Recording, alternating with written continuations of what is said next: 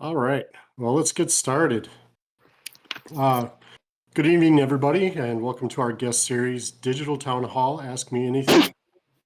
Tonight, we are joined by New Yorker Ryan James Girdusky, author of They're Not Listening: How the Elites Created the Nationalist Populist Revolution, and founder of the 1776 Project PAC, and a writer for the Washington Examiner magazine, along with many other publications. He has Hey, been a thanks for free. having me. Oh, sorry. I thought that. No, you Oh, don't. I thought that was my whole bio. I know there's more. Sorry. I got plenty more, You and can time just for skip you. everything. Nothing in my life is that interesting. You could just. Okay. Well, I'm good I with have a that. newsletter. And I have the pack, and I have a book. So that's my Oh, that's main. cool. Nice.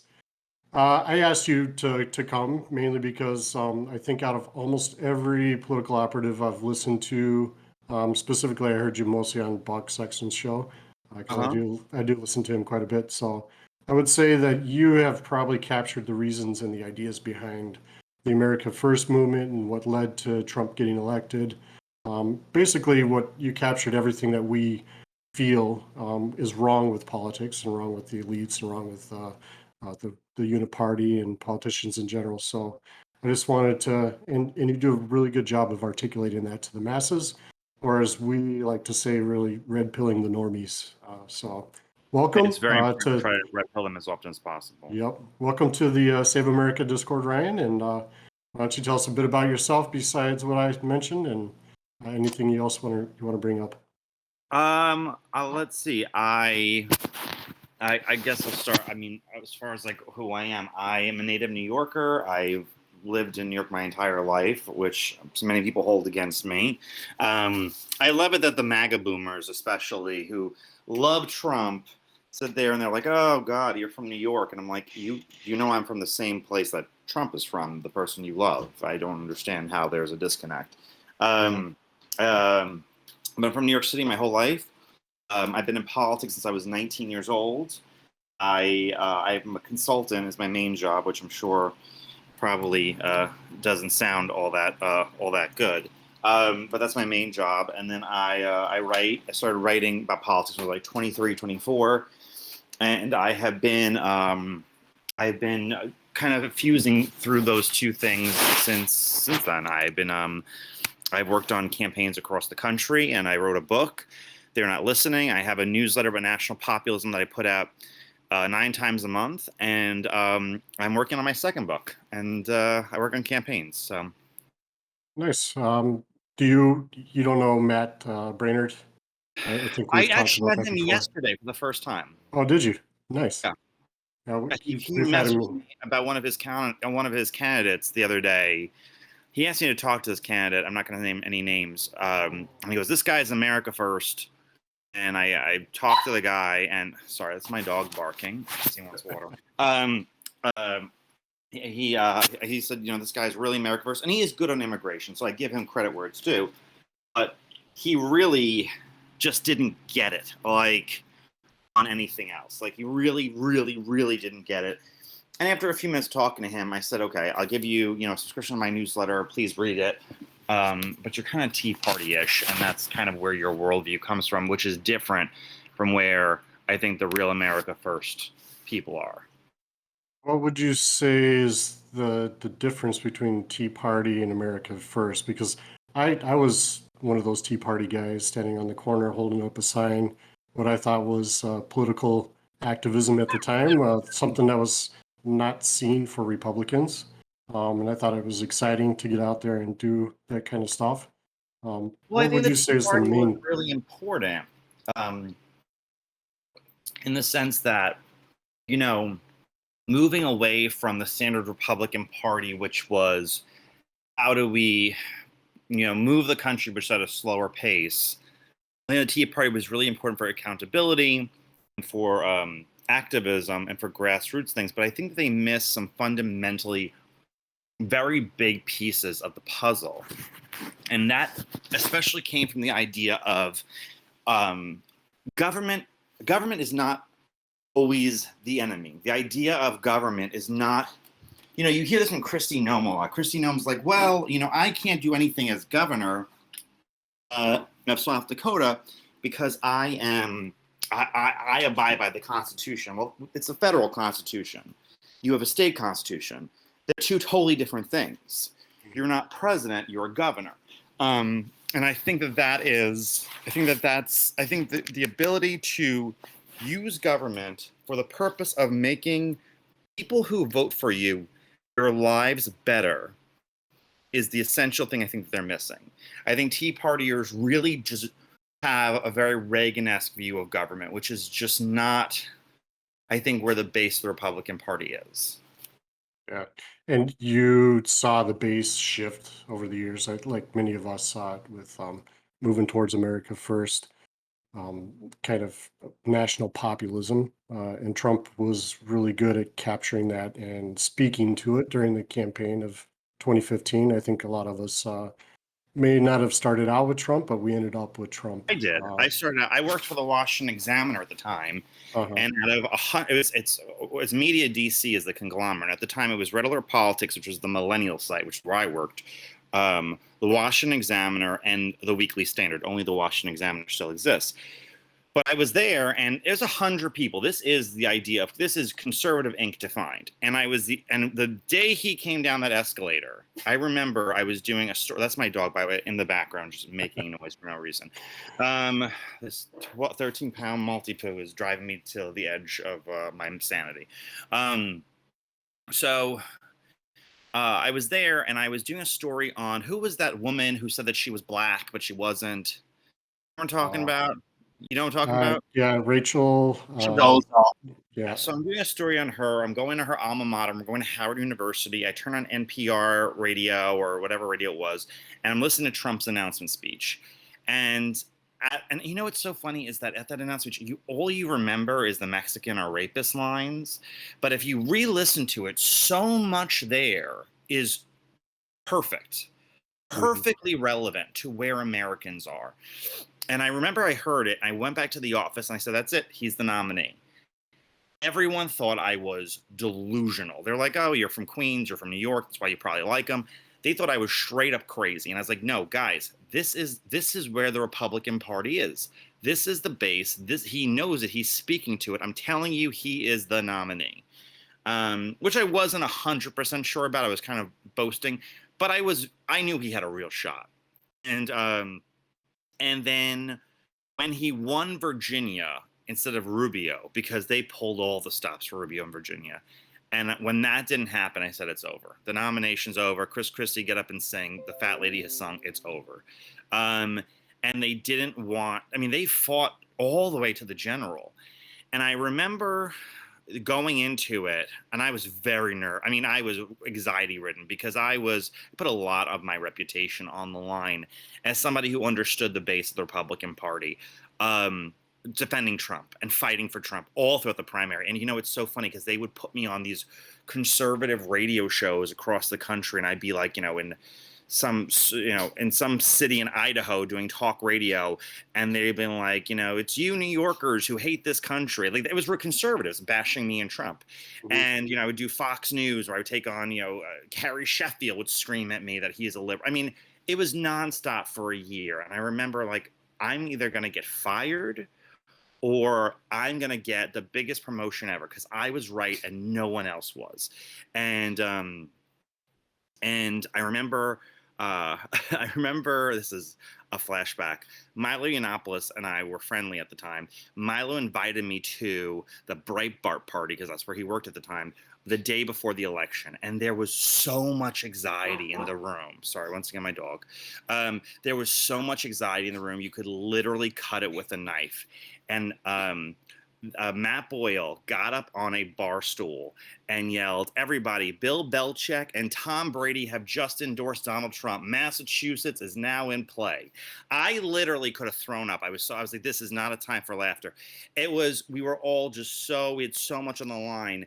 And I was invited to the party the day of the election. I said, I can't watch it. I have to be at home alone, because if he loses, I'm not going to seem like now what is known as a Hillary person crying.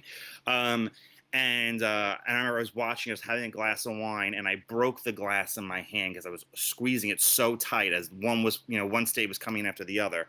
And I told him, just leave it. I'll clean up tomorrow. Bring me another glass of wine. So It was, but that was that. I've always kind of known instinctively where the party is, and even though I'm a New Yorker, and I think people have this idea of what a New Yorker is, you could take Royal, cut it out. You could take my neighborhood in Queens, New York, and you could transplant it to Indiana or Ohio or Wisconsin or parts of North Carolina or the Midwest, and it's the same thing. It's working class, a lot of people without college degrees, a lot of white working class. uh, I understood these people. I understood them on a gut level. Um, Not to boast about myself too much, but a lot of people don't know who I am. In 2010, I wrote my first article ever. It's on my website, RyanGirdusky.com. My first article ever encouraged Donald Trump to run on an anti-war, anti-free trade policy campaign. I always kind of knew. So, um, I don't read a lot of political philosophy books. I really don't. I've never read, like, I'm trying to read Who Are We right now. Yeah. But I find them very, very boring. My politics has always been very instinctual. Gotcha. First, I want to say thanks a lot for putting the picture of Chris Christie in drag in my mind back there. I had to see And Josh Van Dalen direct today. That was rough. I mean, it was bad enough looking at him on a beach, but beyond that, in drag is much horrible. Yeah. Um, so before we get going a little bit farther and start letting people come up and ask questions, I did wanted to ask you about the 1776 Project PAC Right. personally. I myself have been involved with election judge stuff since I would say 2004, when I realized that the electronic voting machines were a little bit too difficult for the old election judges to troubleshoot and fix and make sure they were running the entire election day. So I got involved as an election judge and then became a precinct captain. So I've been pretty What state are ingrained you in? with in Illinois, Okay, outside of Chicago. So, great. yep, I know what it's like to be in a blue state and still fight for Republican values. So I know where you're going through there, and I do get a lot of blame from Indiana and I would say mostly downstate Illinois folks, similar to what you face with New York. So But I'm going to start a program. My next gig, I'm going to get all these Christian churches that take in Afghans and say, "Hey, let's relocate, Republicans into purple states from California, Illinois, New Jersey, and New York. Like, let's just get them out of there and let's like make Pennsylvania, New Hampshire, Wisconsin, Michigan, all permanent red states, and let's just really screw things up for them." yeah, nice. I think turnabout is fair play for sure. But but what I was wanting to get to was with the 1776 project pack. I kind of saw when I first heard you talk about it. I kind of saw an avenue for the average Joe person, maybe people in this server here, to get involved at a very local level and have one of the biggest impacts on the national psyche, basically by running for a school board and making sure that our schools are not indoctrinated with the garbage that's being infused currently by the leftist mobs. So, if you could talk about what prompted you to start the 1776 Project Pack and how's that coming along? Sure. w- So over the last year, I'm coming from a very big family. I'm Italian and Polish, so I have 30, I don't know, six first cousins, something like that, and I'm the oldest of all of them but one. So I have a lot of relatives who are in grade school, and over the last year, because of COVID, they were at school at home, and I think it's the first chance their parents really had to kind of hear what was being peddled to them. And one day one of the teachers told my godson right after George Floyd died that cop cars, they only follow black cars, they don't follow white cars, and they don't like black cars, and basically using racism through the eyes of what cars are, because he's a little kid. He was, I think, 9 at the time.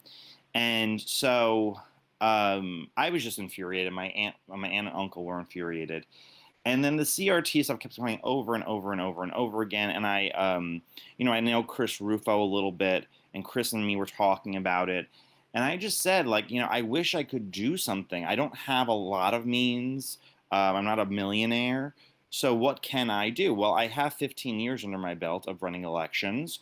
So I'll start a PAC and I will support them. A lot of people run for school board. They're moms and dads and they're everyday Joes. They don't run campaigns and they don't raise a ton of money for school boards. So I made the first PAC. We have, I think, close to 7,000 individual donors.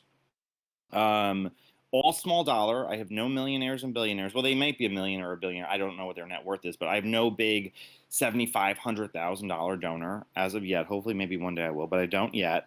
And I have about $125 to $150,000, I think, for this election cycle in 2021. We've endorsed all the candidates we're going to endorse for this cycle in 2021. We're doing 50 candidates in 7 states: Pennsylvania, New Jersey, Virginia, Ohio, Kansas, Minnesota, Colorado. Those are the 7 states. It's 50 candidates, and we're hoping to take over entire slates of school boards. And I ask every candidate that I back. I say, please, if I'm going to back you, do me one favor and agree to meet with me afterwards, so I want to do kind of a meeting with some kind of education experts on the right, and tell you, here's what you do now with your new power as a school board member. Don't want to elect somebody and say, okay, good luck to you, have a great time. I want to be able to give them the next approach, the next step. Kind of a Um, template to well, follow. well, because otherwise they're going to go to their state capital and they're going to get railroaded by the Yeah, unions. that's true. How do Yeah. I help them? I don't want to sit there and spend all this time and energy and then just have them get railroaded. So I'm doing all this stuff, and I'm hopefully next year we'll raise more money for the PAC. And my kind of long term goal, if the PAC goes well and if we win elections this year, my long term goal is I would like to make the first association of conservative school board members, because that does not exist yet, Hmm. where we have, because I've talked to dozens of school board members and candidates, and um, it's all the same problem in almost all the same places, and I just don't think they have connections with each other. They don't share the resources or information or tell them how they do what they do, and they don't have access to experts. They don't have access to fundraising, and I think that could all happen. So that's the goal that I have for next year. For this year, I'm trying to keep fundraising, and I think we're going to set on our first. Start doing our first mailers probably at the end of the month into October. You don't want to. You don't want to. Conservatives, they vote election day or they vote in person very close to election day. So I have to get them motivated to go out and to vote. But in every election, aside from Virginia, Pennsylvania, and New Jersey, every election is basically just school board, or maybe they have a mayor or something like that, but they don't have a statewide candidate. Pennsylvania has Supreme Court, and Virginia and New Jersey have judges. Have governors. So I really feel if we can just mobilize and energize the conservative base, we will flip school boards in cities and in suburbs and in all the places they told Republicans they can't be winning elections because they're nonpartisan. And once we take over the school boards, we'll be able to sit there and find a way to start pushing out not just CRT, but all the masks that are CRT. The diversity and inclusion nonsense, Yep. all these programs, and maybe start really figuring out a way to push patriotism in history. I believe that if you go to a public school, your public education should incorporate patriotism into your education. You shouldn't be going to sit there and teach you that your country is a terrible place.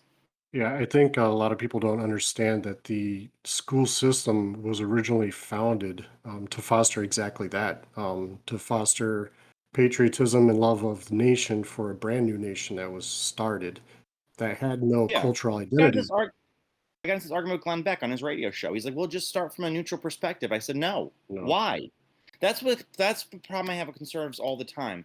They want to start from the 50-yard line, start in the middle, and then may the best man win. And the left's always like, "No, let's go within 1 foot of getting a touchdown." yeah, Well, why don't we sit there and try to do that? Let's get within 1 foot of our touchdowns instead of sitting there and saying, "Let's go from the middle and may the best man win."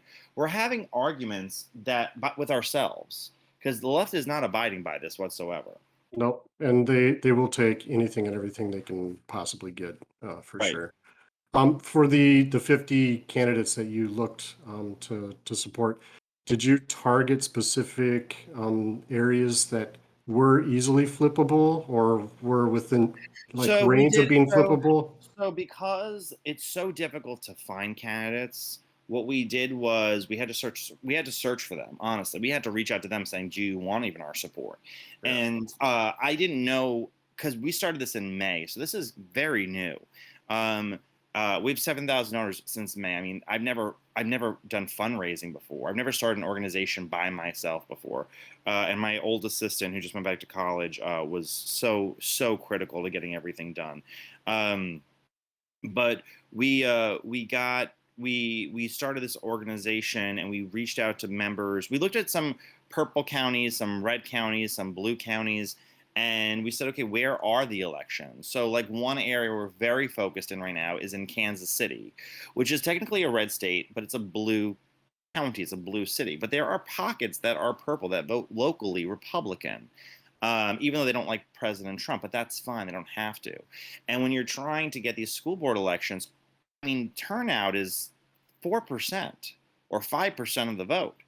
Yeah. It's so minuscule. You pump it up by 2% of Republican voters, and you're flipping these school boards. Yeah, it really doesn't take much in the off cycle elections It's an off do a cycle. change. It's Yep, really off cycle. yeah. Yep, exactly. All right. Well, thanks for all that information. And let me get back down here.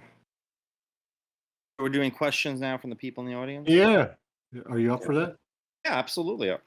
All right. We're going to start first with KMOX. KMOX is actually an Illinois native also. So Right. we'll bring him up. All right, KMOX, go ahead and accept. All right. A few questions. When you talk about the 1776 project, what sources do you use? Do you just use books or watch videos for example, Crash Course or something like that? What do you mean, what books? I don't understand the question. What because in every school there's always a history book, right? And for world history, U.S. history. Oh, what the textbooks are? So the left really dominates a lot of the textbook industry. There are certain organizations on the right that have made textbooks. Hillsdale College has just made a textbook. So the school boards have the power to purchase textbooks. And my goal is, once these school board members are in office, we're going to guide them and say, here are conservative textbook these companies make textbooks that are patriotic and conservative. Buy from here. Don't buy from the ones telling them that, America's a racist nation. Yeah, the U.S. history book starts at 1619. Right, those exactly. Exactly. So I want to sit there and push it. And school board members, I mean, people don't know this, school board members also control the budget, and they control the superintendent, who makes a lot of the important decisions when it comes to diversity and inclusion rules. So fire the bad superintendents and sit there. And school boards are the only democratic means parents have to sit there and fight schools. They should be countering the principals, not working with them. So I'm going to sit there and try, and any public organization, public school that's inviting Robin DiAngelo to come give a speech for $25,000. Threaten their funding. Okay, because in my school, although I'm already graduated, I'm in a different class. They're watching videos like Crash Course, and they're not woke or anything like that, but I just sometimes think it could be sus. Yeah, suspect. Yep. All right. Thanks, KMOX. All right. Next up, we have Mystical Keck. Loving the names. Mystical Keck, what a name. Come on up.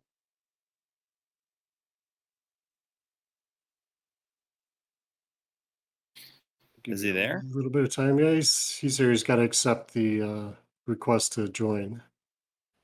Yep, there he is. Let's see if his mic works.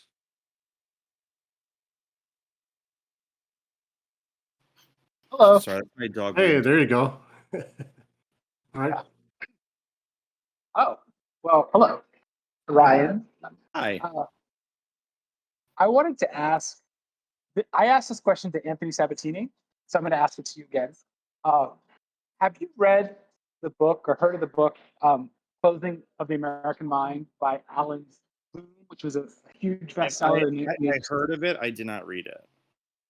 Okay. It's worth it. It really takes everything that the left loves and it basically turns it into the right. Like and Anthony Sabatini, he said, yeah, he read it like a week after he graduated from undergrad, and it shaped his life. So Wow. Yeah, worth it. Yeah, I'll put that on my reading list.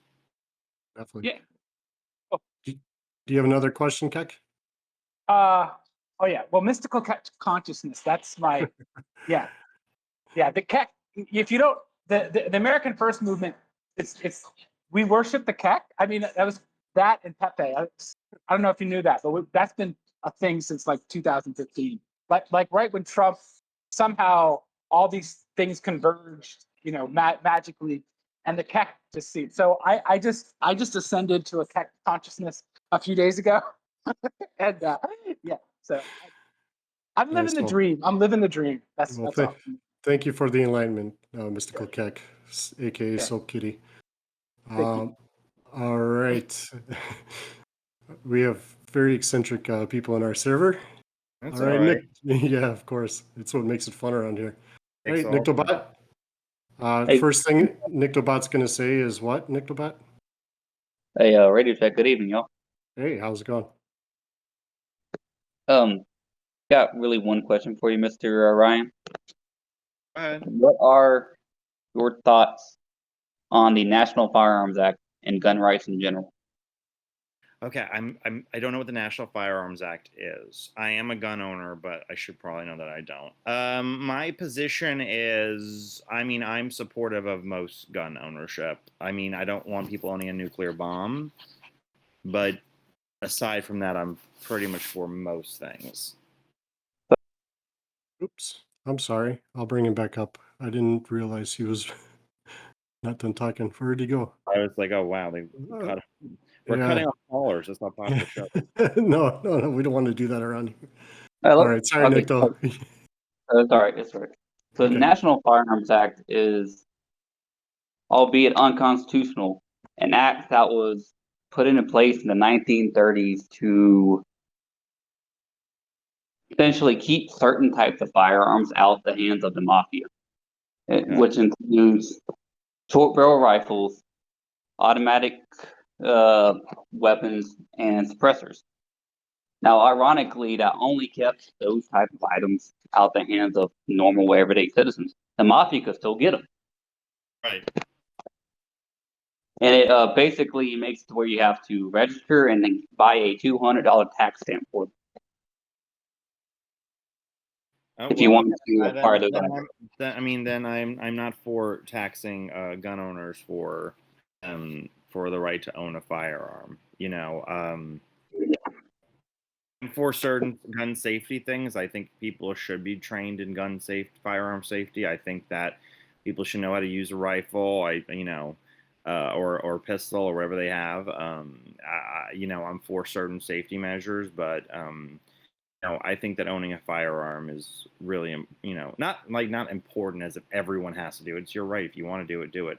I just think that, I think it's always also so funny then when the left sits there and talks about firearms. Like, you'll always have a reporter right after a mass shooting talk about firearms and have no idea what they're talking about. I remember the USA Today paper where they had they have a chainsaw on the end of a machine gun. Yeah, we made so many memes out of that thing. Yes. Yeah, it was crazy. Exactly. Yeah, actually, that segues great into a kind of question that I wanted to ask. What do you think about arming teachers in schools? Do you think that's something that we should be forced to? Remember, a lot of teachers, not forced, but right, encourage it potentially. Right. Well, remember in grade some school, training. A lot of teachers are women, and I'm not saying women can't shoot, but I would, in a Catholic school, I would make nuns have to carry a gun because I've never met a nun who probably couldn't shoot. So nuns absolutely must carry. Most single women who are, in the grade school, maybe they shouldn't be shooting. Well, a gun could be a great equalizer. That's what we Absolutely, always say for women. A Because lot of too many of my friends are grade school teachers, and they shouldn't be behind the wheel of a car, let alone behind with a pistol. So yet we trust them with the education of our children, though. At the you know same what? time, That's a great point. yeah. All right. Well, thanks for answering that. I'm going to bring Proto up. Proto, how's it going, Proto? Hello. Can you hear me okay? Yeah, perfect. Hey, how are you, Ryan? Thanks for taking the time.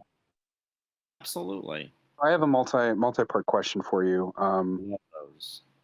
So the first one I wanted to ask is, are you a Christian? I'm Catholic. Does that count? Parts of this country doesn't. Yeah, of course, it counts. Are you a practicing Christian? A practicing Catholic. Do Yes, I you- go to church almost every Sunday. Okay, that's awesome. I'm so glad to hear that. And the reason I ask is I think, in the beginning you said that you really understand the base, and I think that one of the biggest problems that America has is that it's moved away from God. And I think that, the foundation really was built upon the teachings of the Bible. And it's sad for me to see what's happening. And I really, truly believe that to get back to where we need to be, we need to have a society that starts focusing, that's more God centered. My other question for you is your 1776 pack any relation to the 1776 project that Trump mentioned the last year of his presidency? No, I really wanted to be part of that commission, and I'm really good friends with a number of people in Trump's. That was in Trump's White House, and that was the only thing I ever asked of them. I said, "Can you get me on this commission?" And it didn't end up happening. I think they picked Charlie Kirk instead.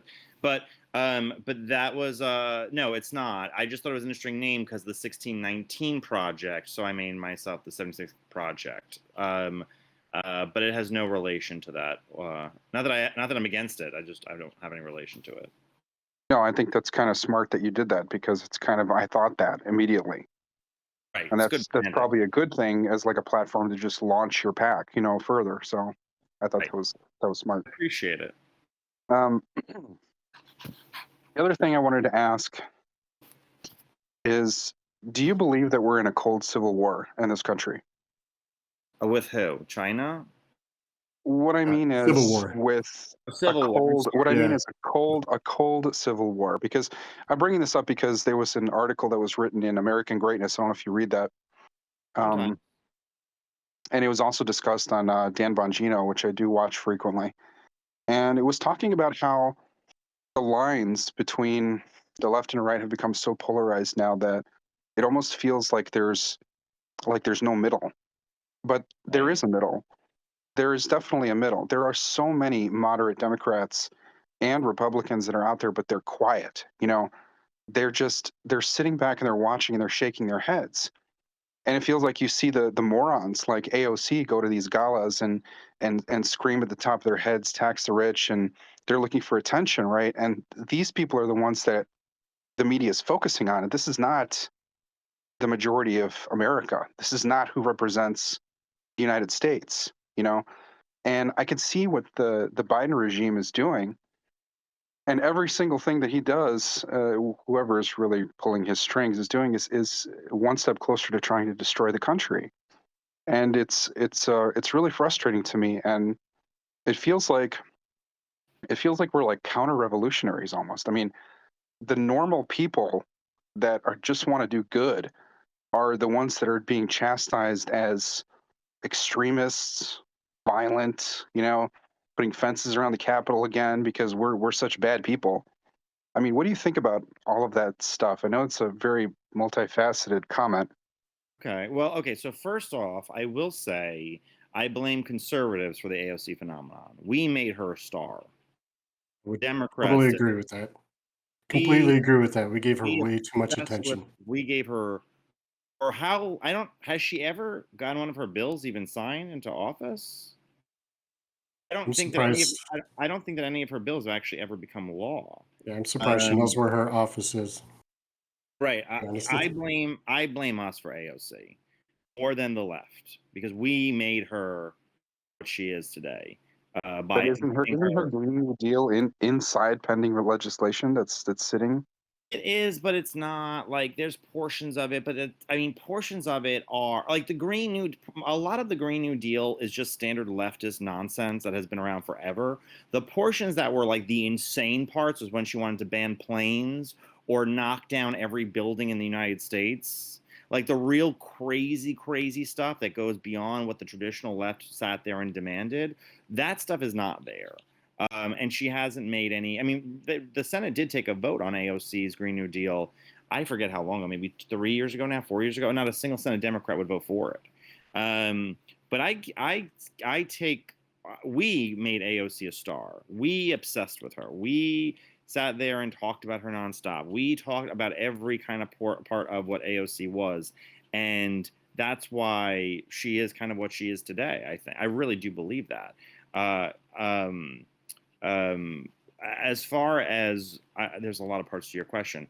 As far as normal Democrats, yeah, there are still a few. They are registered Democrats, but they don't vote like Democrats. I live around a lot of them. My neighborhood's majority Democrat, and they voted for Trump. Same here, Ryan. I'm surrounded by normal thinking Americans who call themselves Democrats, but truly don't realize what their party has become. These are JFK Dems. If you ask them what they believe in and what they think of America, they sound like Republicans. Right.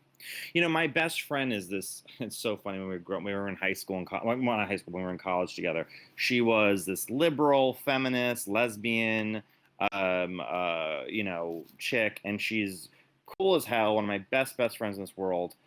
But she was attacked. New York changed its laws when it comes to crime. We became one of those stupid ass states that allows criminals basically to run off the hook. And she was attacked this year for the first time, assaulted, and the guy got out I think like 30 minutes after he was arrested, and she was beside herself. And I said, she goes, "How could this happen?" I said, "Because you vote for Democrats. I wish that there was like an easier way." And she always says, she goes, "I'm a liberal like they were in the 90s. What happened?" And I think that there is red pilling moments for a lot of people who are those traditional Democrats coming in the very near future. I really do. I just think that they don't understand fully how far, the old expression, like every day we stray a little further from God's light. I think that they don't realize how far they have strayed from just normalcy. I mean, sometimes with the things that they talk about, I don't recognize it. They're not having the same conversation I'm having. And they don't realize how much they have let the most insane segments of their party dominate the dialogue. They do. They dominate the dialogue, and they're batshit. They're batshit nuts. I mean, they really are. They really are completely out of their minds. They are, and the other problem, I think, is that the Republicans that are currently in office are either bought off, don't care, completely interested in only themselves, and you have such a small amount, I feel like, of people that truly represent us or Americans, that it's like these people, they need to get primaried out. They just need to go. I think one of the best things that Trump did, and I didn't agree with him on a lot of stuff, but the man woke up a lot of people. He opened the eyes, I believe, to many people that are sitting on the sidelines, myself included, that were really never paying attention to anything. Right. I think that the biggest problem for most Republicans, and some just they want to go to Congress so they can be lobbyists, and that is definitely part of the problem, and that does exist. However, most of them are either they just come from a very comfortable upper middle class background. This is in my book. This is in the book They're Not Listening. Do you know how many members of our elected officials as a whole do not have a college education? The number of people in the working class in our city council offices around the country, I think is something to the tune of like 6 or 7% Our state legislators are 3 or 4%, and our Congress is close to zero. There's essentially no working class people who are members of Congress right now. I think Lauren Boebert might be the only one without a college education in the entire Congress. That's problematic because it shows it doesn't reflect the real world experiences of other people. And I think part of the problem is that they're scared of the media. They're scared to be called racists. And I don't know what your audience is like, but I'm from New York. I swear, forgive me. But today I got a reporter from Kansas who said, well, liberals called the 1776 Project veiled racism. I said, well, can you give me an example of my veiled racism, considering I've never put out a mailer, I've never put out a digital ad, we just started, I've never put out a statement. What's an example of my veiled racism? He said, well, we don't have an answer. I said, well, my response then is suck my dick. But they would never say that. James Lankford would never say that. He would think first. Yeah, that's Yeah, unfortunate. I have. It's it's just ignorance. I have a Betsy Ross flag flying outside of my garage in my neighborhood, and I live in an HOA, right, and in a condo, and I have people that have actually asked me and said that's quite a questionable flag you have flying there, and I said, what do you mean by that? Well, that represents a different kind of an America, and I said, can you explain? And this one person truly tied that kind of a symbol to racism. So you got to be kidding me. That happened to me on Twitter. Somebody said I was wearing a Ralph Lauren polo of the old American 13 colonies flag, the flag. And they said, oh, you just want to go back to a time where, blacks didn't have rights. It's a Ralph Lauren polo sweater. What the hell are you talking about? Like, you think that Ralph Lauren is sitting there saying, oh, how do we screw the blacks over? This is like insane nonsense. But it's a massively uneducated group of people looking to be offended at all times. So that's just that is what it is. I wouldn't put too much stock in it, and I don't. That's just the truth.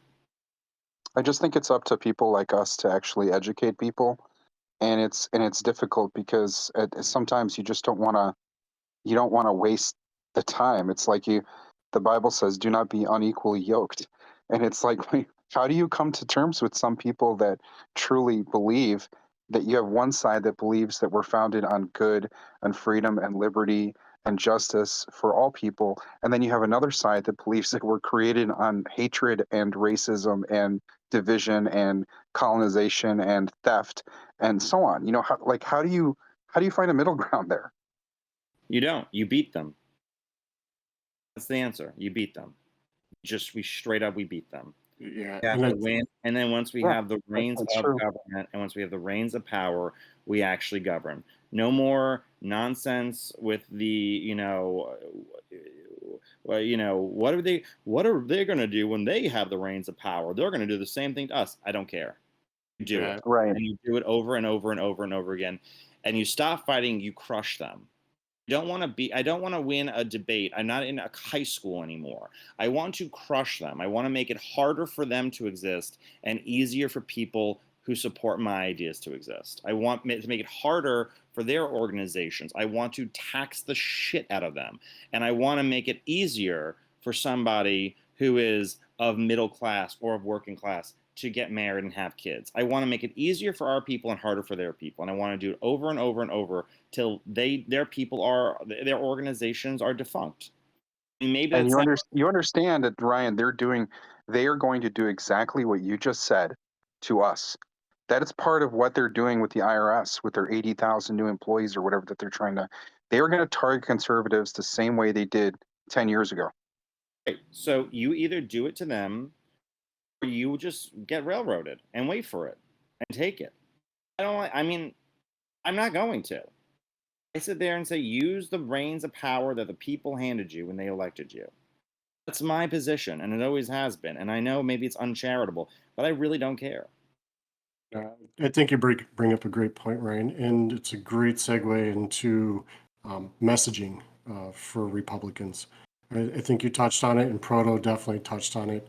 The messaging for us, especially regarding immigration, regarding the working class and immigration, which used to be a no-brainer for Democrats and the unions. The unions were completely against immigration.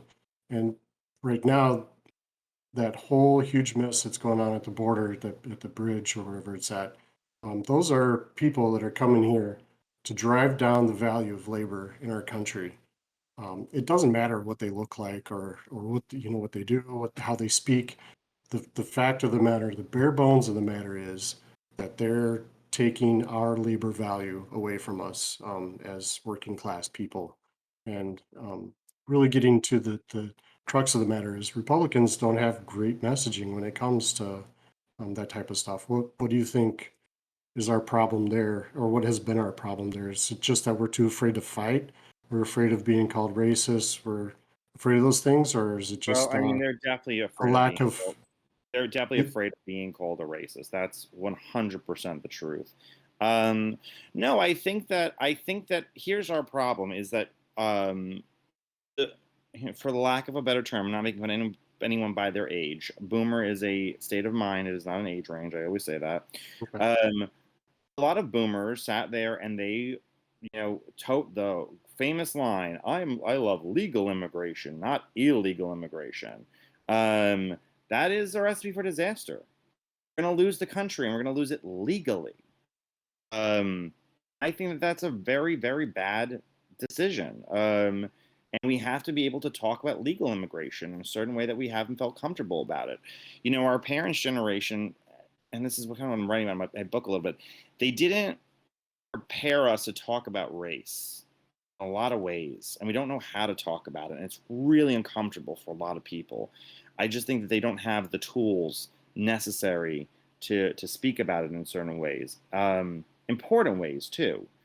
Um, and I think that's really what's missing from part of our conversation, part of our ability to sit there and count and fight the left on their terms, is the ability to talk about race. Race is important to them.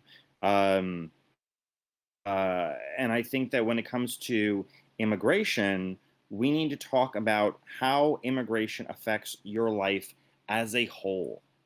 Um, if you're a young person living in a major metropolitan city, your rent is more expensive because we imported, millions upon millions of people the last decade who all want to live in the same city as you.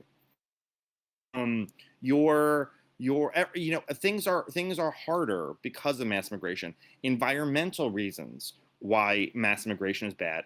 Education reasons. Every dollar taken from going to an ESL class is taken out of a class like going to, I don't know, music or art or extracurricular activities for children. We need to sit there and have these kinds of conversations when it comes to what mass immigration does on a very real, easy to understand level for people.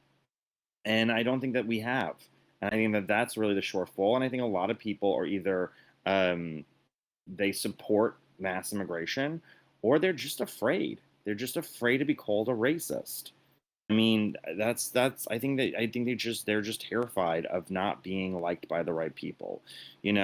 I don't care if Brian Stelter doesn't like me. The man has skin color that can only be seen usually by diabetics who spend their days in the casino. He has got friggin' teeth you could shoot through drywall, and he is so fat he hasn't seen his penis since the Clinton administration. I don't care what people like that really think about me. Other people do.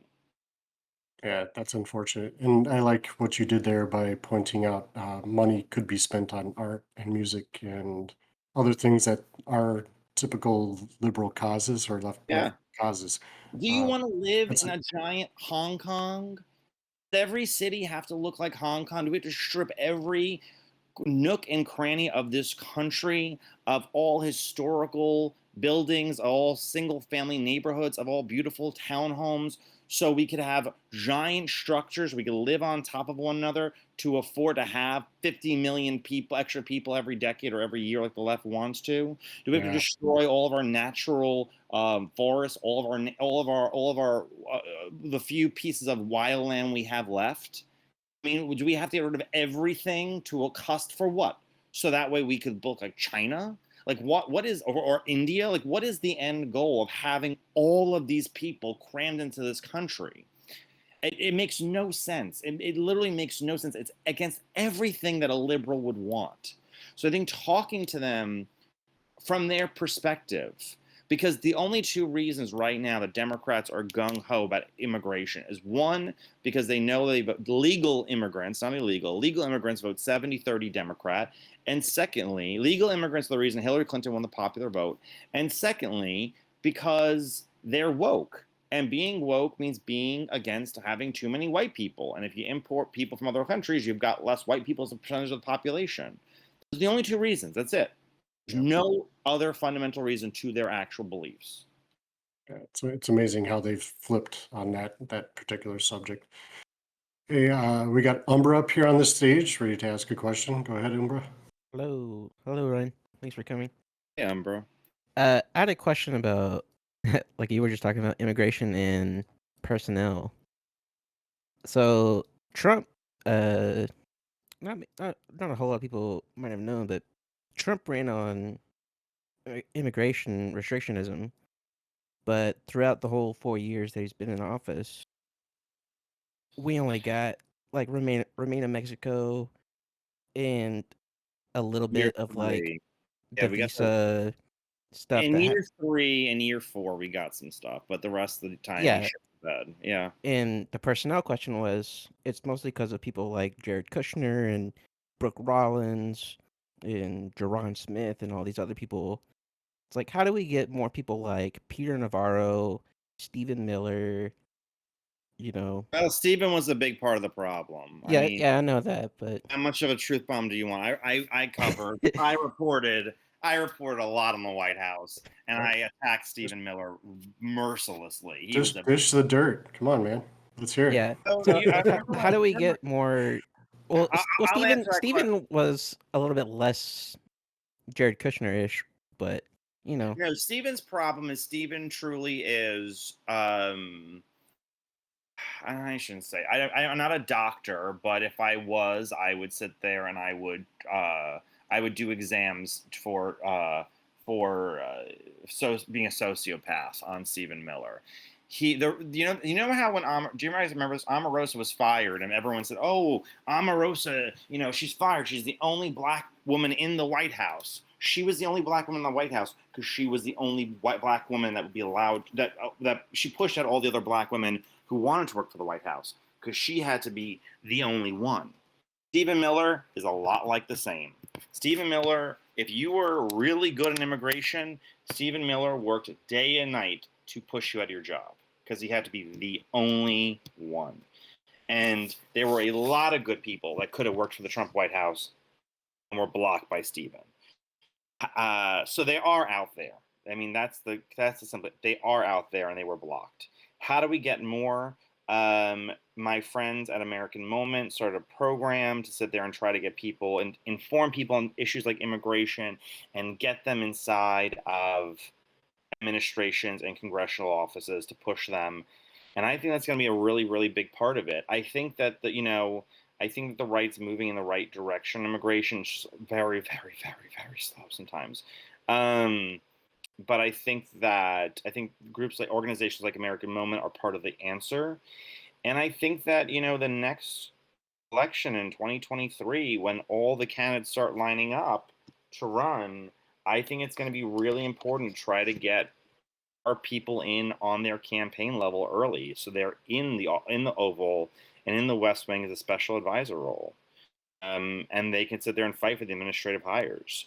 The most important hire that no one talks about is PPO. It's one of the most important jobs in the White House, in the administration, rather, not the White House, but the administration. They do all the hiring. And the person who was in charge of PPO was Johnny DeStefano, who hated Trump and was an open borders, but he was so bad in immigration. And he did all the hiring. He hated Trump. So I think that those kinds of jobs really important, and that's why the next person who gets in, this all has to be figured out beforehand. Who would be your dream team, so to say, for an admin group to support a president? Do you have some names in mind? No, I don't. Okay. I mean, I know people, but you're not going to know who any of them are, so it doesn't really matter. Okay. Well, maybe they'll be. If we can't get people into the White House, how do we get people in like local or state officials like Look, Paul here's the thing. Gosar and Most of our like Joe problems. Kent, they're running on immigration restrictions, and like, how Joe do we Kent get their fabulous staff to as like well. look at people like Steve Cortez or Pedro Gonzalez or Michelle Malkin? Well, the thing is that Pedro, Steve, and Michelle are not going to work in administrative jobs in the White House. They're just not. You're not looking for those kinds of people. And if they were, they'd probably be doing the. Wait, let me just finish. If they were, they'd probably be doing on the comms side. They wouldn't be doing on the immigration policy side. What you need, like, you're not going to know who this person's name is, so it doesn't really matter. But James Bacon, he worked for the PPO office in the Trump White House, and he did the whole. Remember the media in I think it was 2019. It was like they're making sure people have a test to see how loyal they are, a loyalty test to Trump. That was James Bacon, and James Bacon is great. And James Bacon's the kind of person who needs to do that because he's based and he understands the policy, and that's the kind of role you want. The people who should be working administrative jobs, you don't know their names, and that's fine. And you should know their names because they shouldn't be putting things out there that could get them fired. We need John Feary. We need people from CIS. We need people from FAIR. We need people from all these organizations in those administrative jobs. Almost every problem with immigration can be solved through the president by himself. He doesn't need Congress. Nice. Right. Yeah. That's the Well, good thing. I wasn't You don't need asking if I know Pedro and Michelle and Steve Steve. Cortez aren't going to run for like White House jobs or anything like that. But I was just saying, like, how do we get the staff that works in the White House or Person who hires elected people. officials? How do we get them to listen to people like that? Whoever is in charge of PPO does all of that hiring. So whoever's in charge, so find out who the next presidential candidate is and who do they pick for their transition team. Who they pick for the transition team is very important, unless, of course, they pick Chris Christie and Chris Christie locks up their former son-in-law's father. In that case, everything goes to hell. But in normal cases, they have a transition team. Who's ever the head of transition team is extremely, extremely important. Hopefully, it won't be an RNC hack. Getting a transition team, because the transition team is not just one person; it's dozens of people who do all the hiring, suggestions.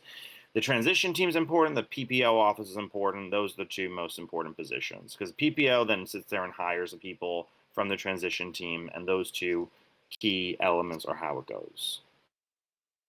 Nice. Umbra, do you have any more questions before I put you back in the audience? I might have another one, but someone else can go for now. All right. Sounds good. I hope I answered your question. I think you did. All right. We got Abdul Aziz coming up. Abdul, go ahead and accept the request. Hello? Hey, how's it going? Oh, there you go. Yes, going good.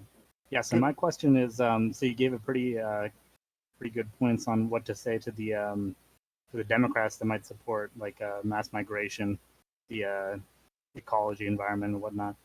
But what would you say to the Republicans that support mass migration, like kind of as just to have like a low labor class to profit? Do you want to live in the state of California? Do you want every state to be California? If no, you have to reduce legal immigration. And everything that you hear about Trump did so well among Hispanics, yeah, he got 35%. Guess what? When you have 35% of a group, you lose. Unless you see it's 51, you're still losing. And blacks have historically voted Republican back before 1964. Whites obviously vote Republican. Asians voted Republican in 2010. The only group to never vote Republican, not one time on a national level, was Hispanics. Now, that's not saying that they never will. Assimilation works. Over generations, they've proven to become more and more Republican. You need those generations of assimilation. However, you know how you don't do that? By having mass immigration. And do you want a country with a 19th century immigration model for a 21st century economy? That's what we have. Most of our immigration is not because they have work visas. It's because they are related to somebody. Family reunification. It's nonsense. So do you want to live in California? Does every state want to be California? If they do not, if you don't want a Nancy Pelosi versus Chuck Schumer wing of the Republican Party or Democratic Party running both sides of the country, you don't support mass immigration. That's it. We keep hearing all the time, but it's the Californians and the New Yorkers, and they're moving to Texas and moving to Florida and North Carolina and turn them blue. Well, if that's true, why are we running out of people in California and New York? Why are their populations continually going up? And they're still becoming more democratic. It's because of immigration. It is insanity.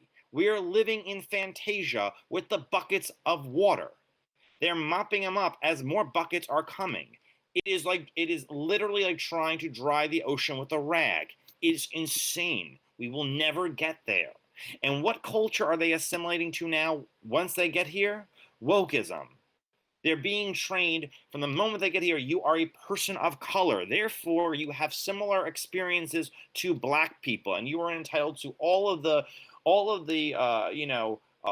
racial sensitivity that we as white Americans created for black Americans, because justifiably they had a really tough go at it for a couple of 100 years. But that's for black Americans. They have a unique story, and only black Americans who came from descendants of slaves, not a Jamaican immigrant who came 3 hours ago. What does an Asian woman from China have in common with a black man from Mississippi? Not a whole lot. They have a lot of the same credits and a lot of the same systems. It's incredibly cancerous, and it will be the end of this country. We will all be living in California. Immigration is the most important issue, bar none. And if they cannot get that, they just have galaxy brain, and there's just no way to sit then and just sit there and say, then go please run for office in California, and best of luck to you. Yeah, very well said. I think the victimhood aspect of POCs that aren't blacks, I think you picked up on that really well and conveyed it. Abdul, do you have another question at all? No, that was great. Yeah, thank you. All right. Well, we have a lack of people asking questions. So I'm going to ask a question. Ryan, what if you said immigration is probably the most important thing that we have to focus Wow, I on? just realized there's a chat. I'm glad that people are saying nice things about me. If I'm Yeah. just talking too long, by all means. No. That's what we brought you on here It's a massive What's the boomer talk on list. my part. Okay. From an immigration standpoint, though, and the current policies, let's even kind of back up past the open borders that have sprung up again, and the remain in Mexico that's been allowed to lapse.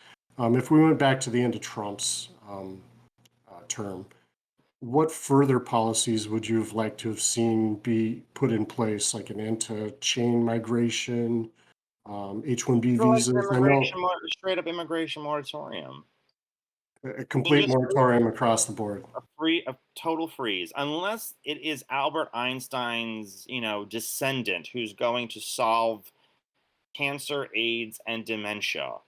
No, we don't need them in this country right now. New Zealand's not taking immigrants. Australians are. And this is the immense hypocrisy of the left, especially around COVID. They are asking for enormous sacrifices of everyday people, as they have for the last 2 years. And they have this total open border agenda where they're bringing in people who have measles. We have Afghans who are bringing in measles now. Yeah. And unvaccinated third world country, basically, is what it is that they're bringing in. He should have had a full immigration moratorium. And if Trump was the master negotiator he sold himself as, which he wasn't, yes, if anyone's, thinking that he was, he would have, on day one, in a moratorium on immigration, and told Democrats, well, if you want me to continue immigration, you're going to have to give me the RAISE Act. I won't budge on immigration. I won't let a single legal immigrant in until you have the RAISE Act. And let the business community scream, and let everyone else scream. Let the media scream, and go about your business. Day 1, day 2, day 3, day 4, day 5. Eventually, there's another news story. And just hold of immigration. And towards the last end of the administration, there was a poll, I think it was USA Today, that 85% of Americans wanted a full freeze on all immigration across the board during COVID. We didn't even get that. Yeah. Play hardball. Don't concede to these corporations. They hate us. Don't concede to any company that's freaking selling, God, who's that guy who kneeled for the national anthem, that football player who's not even that good? Kaepernick. Kaepernick. Anyone selling Kaepernick sneakers is not a friend to this country. Just sit No. there and hold off all their new workers. Like I said, we need to crush them. It's not a matter for debate. This is not the 1950s anymore. This is not the 1970s. This is not the 1990s anymore. Where, yeah, you scream at each other and you demonize each other, but then you sit there and you go back to your corners and you negotiate. We're not at that level anymore. And I don't know if we ever will be. Because they're playing for keeps. H.R. 1, amnesty through 50 votes, which is insane. All of these key pieces of legislation to create a permanent Democrat majority. That's what they're doing right now. Yeah. I mean, that's all that, and there's not many Democratic senators who, believe it or not, want to end the filibuster. But I'm sure there's a handful. DC statehood is not something they don't, fantasize about. I'm sure they would statehood to Puerto Rico and American Polynesia, and you name the country, they would sit there and they would try to annex freaking Afghanistan as the 52nd state. If they can get 2 Democratic senators out of it, they would annex any country out of any place to be the 51st state. You play to win. And winning does not mean lower taxes. It just doesn't. And, look, here's the deal. And this is not a black pill. This is a red pill. Our base, working class white Americans, that is our base. That is the people that vote overwhelmingly Republican and they give them presidencies. If you are making a cake, the white working class is the batter.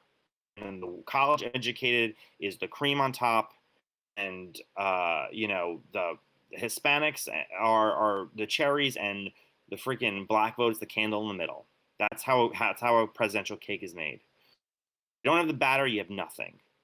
They are having some of the fewest birth rates. They're being crushed by the modern economy. They have the highest death rate, overwhelmed with opioids, and their neighborhoods are the ones flooded with mass immigration, where they feel socially and economically displaced. Sorry, I just dropped something. Socially and economically displaced. That's the truth of it. How do we help them? Yeah. It should be one more thing. It should be the job of every elected official to say, how do I make their life better? There is a 10-year age gap between East Texas, West Texas to the center of Texas. People in Austin live close to 20 years longer than people in West Texas and East Texas, the Republican parts. We lose them 5 election cycles earlier. Part of it's bad health, and part of it's, bad eating, and part of it is bad, this thing and that thing. Okay. Part of it's opioids too. Yep. Part of it's lack of hospitals. Part of it's this thing and that thing. And maybe some of those solutions are not limited government, Tea Party conservative solutions. I don't care. I want them living to 85. I want them to be able to sit there and have a better life.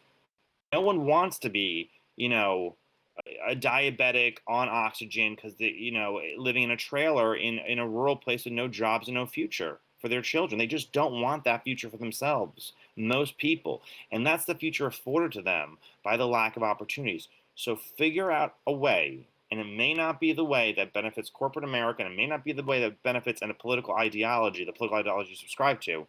Figure out a way to make their life better before anyone else's, because they're the ones who keep Republicans in office. Yeah, well said. I think Proto touched on it a little bit, especially about community and church and things like that, and how we've kind of moved away from that and really gone to a nationalistic worship of the top part of the government, and rather than being part of a localized community where you went to church every Sunday, you knew your neighbors, and you did things like that, and you actually cared about your neighbor's business. You would go visit them and help them out, and that type of stuff. Well, there's less, but in red state America, the parts of America that had to, give their blood and treasures, we can go to the Iraq and Afghanistan war. There's less of an investment in those areas because their children can't live there. Their children can't live there because there's no jobs. Yeah. There's no future for them. So yeah, that investment needs to be made. I always sit there and say, what are you doing for Erie County, Pennsylvania, or the northern part of Georgia? I don't want to hear about how great, New York City. And I'm from New York my whole entire life. I love this city, and I love what it used to be. But I don't want to hear about it anymore. I don't hear about the stock market. I really don't care. I want to hear how are you helping those people who never had $20,000 in their bank account ever before. All right, for Liberty, I've invited you up on the stage. We did How have many a more questions do we question. have before? Because I have Um, to get going soonish. yeah. We'll wrap it up fairly shortly. Okay. Just looks like it withdrew. All right, if anybody else has any questions, right now is the time to ask them. Yes. So, Speak now or forever hold your peace. yep. Oh, for Liberty. There we go. I'm going to invite you up on the stage. All you have to do is click the thing at the top of your screen there. Unless you're mobile. I don't know how that works. For Liberty going once. All right. Guess that's a no. Nope. We'll do Repo. Repo the USA, you're up. Great name, by the way. You're on deck. We can't hear you. All right. Strong finish. Yep. So we're going to move you to the audience. Sorry. We'll ask Proto back up. Proto's great. Okay, so this will be the last question. Okay. All right, Proto, go for it. All right, Ryan, last question. If we were neighbors living in the same community and we were working closely together to make America great, what would you tell me to focus on? What's our socioeconomic background? I mean, if we are just average everyday Joes, it's different for who you are and where you are. If you're an average everyday Joe, I would be saying go make a community-based organization of people that think like you and act like you, and make it one that is both communal and political. Go make it a local Republican club, but do things like community barbecues or community cleanups, like a civic organization. If you're somebody of larger scale wealth, I would say make a company, build a company, and hire people. I mean, you can't say this in a job interview that are conservative, but hire conservatives. Hire people who think like you and sit there and reinvest in your community. Reinvest and be the ones to sit there and make sure people have livable wages where they can sit there and invest in a family. Do those kinds of things.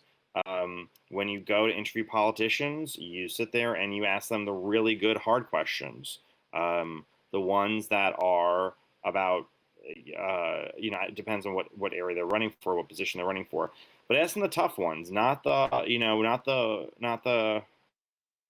boomer retard nonsense. I think those are the main ones that you could sit there and do. And if you live in a community where none of that stuff is valued, move.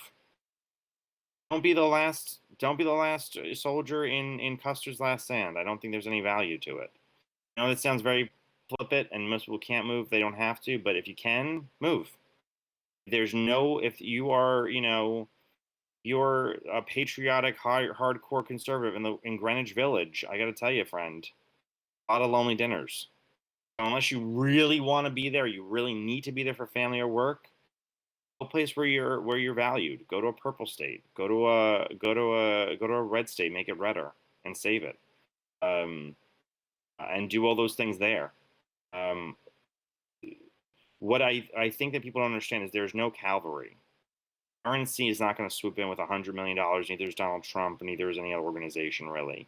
You have to do and you have to build it on your own. And it takes a lot of energy, and it's not for the faint of heart. But if you build it, it's great. I think that's the main thing. And if you have kids, make sure you sit there and bring them up right.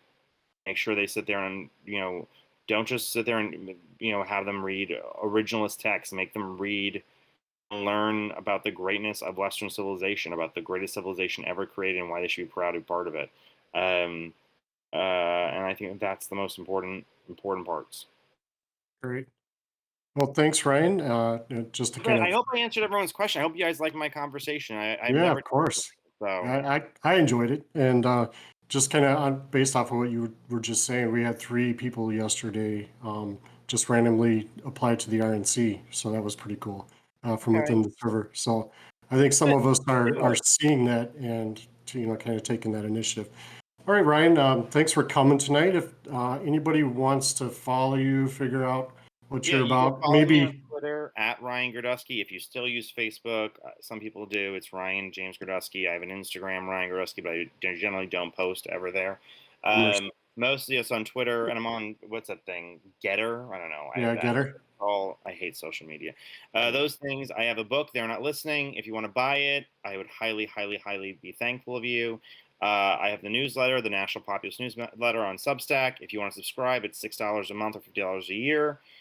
You can support me like that. I'll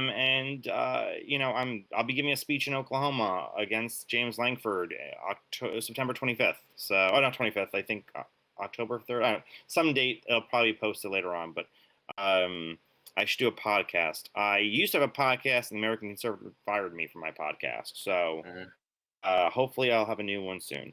But that's my whole shindig. So those are the places you can support me. You can follow me on my website, ryangirdusky.com. You can read all my past articles, my new articles, and get the lowdown.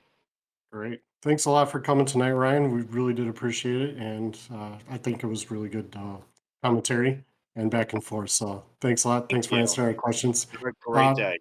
Yep. And for everybody else, go ahead and head over to the voice chat for tonight. And with that, we're done.